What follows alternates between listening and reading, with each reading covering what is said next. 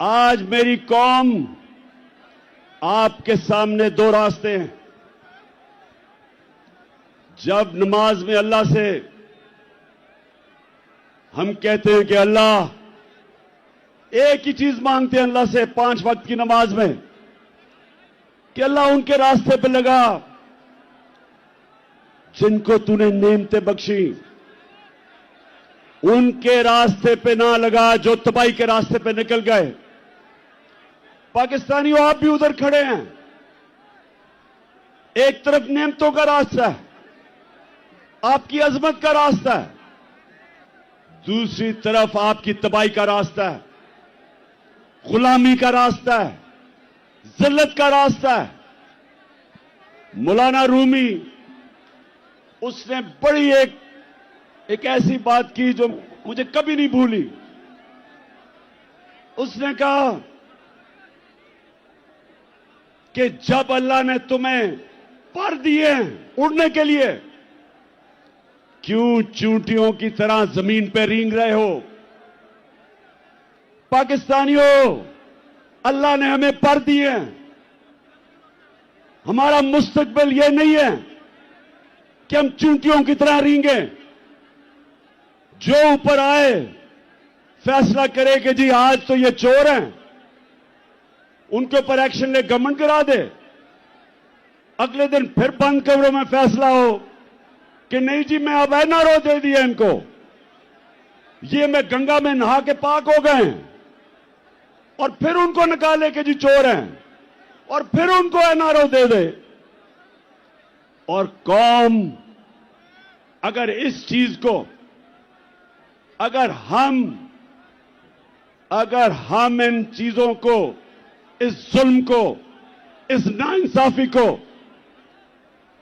अगर कौम तस्लीम करती है, तो वो कौम के अंदर और भेड़ बकरियों में, गाय भैंसों में कोई फर्क नहीं है। इंसान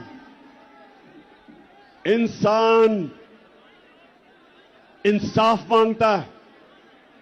इंसानी माशरे में और जानवरों के माशरे में फर्क ही एक है। इंसानों के माशरे में इंसाफ होता है, जानवरों के माशरे में ताकतवर की हुक्मरानी होती है। पाकिस्तान अगर एक अजीम मुल्क नहीं बना तो उसकी एक वजह है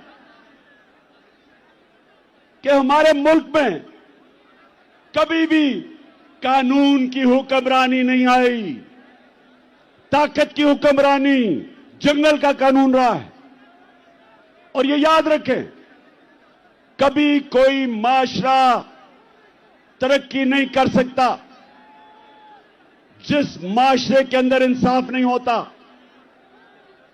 मेरे नबी सल्लल्लाहु अलैहि वसल्लम ने मदीना की रियासत में, और याद रखें अल्लाह का हुक्म है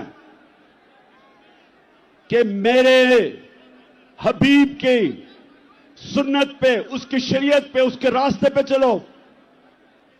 क्यों अल्लाह ने हमें हुक्म दिया है? हमारी बेहतरी के लिए।